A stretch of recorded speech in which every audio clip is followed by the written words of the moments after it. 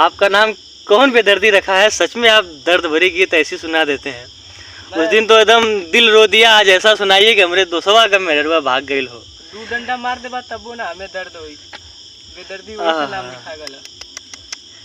लेकिन एक आशिक का दर्द हुआ। कॉलेज की तू चल गईलू, भुला गईलू हमरा के बिरहिन बना गईलू।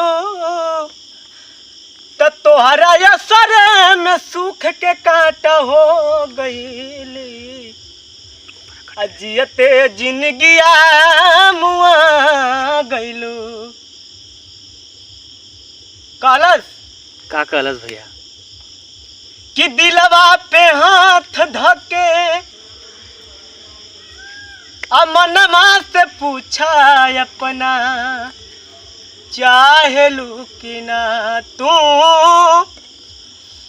आपन बनावल घर अपना से बोला गोरी ढाहेलू कि ना तू दिलवा के ओ तू तो दिलवा के भीतरी समा के आपन गईलू बलमुआ के छोड़ हो। दिलवा के भीतरी समा के। एक हमारे दोस्त में बैठल हुआ भैया भैया उसको ये गाना बहुत ही पसंद है जो गाने वाला हो। सनहिया लगावल, क्या भाई सही है ना? अरे भाई एकदम दिल के छू जाला। सनहिया लगावल बहुत बात नहीं के लगा के निभावल बहुत बात होला। सनहिया लगावल बहुत बात नहीं के लगा के निभावल बात होला।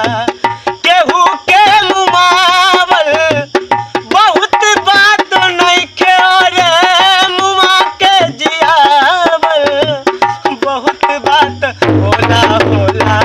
केहू के रोवावल बहुत बात नहीं के रोवा के हंसावल बहुत बात होला।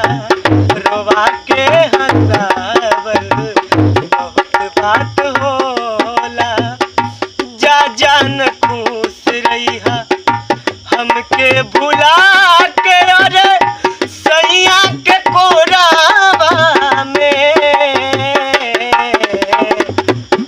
काहे के करे जवा काहे के करे जवा तू चल गइल गोरी काहे के से नोरावा में आए जान काहे के करे जवा तू चल गइल गोरी भर के से नोरावा में।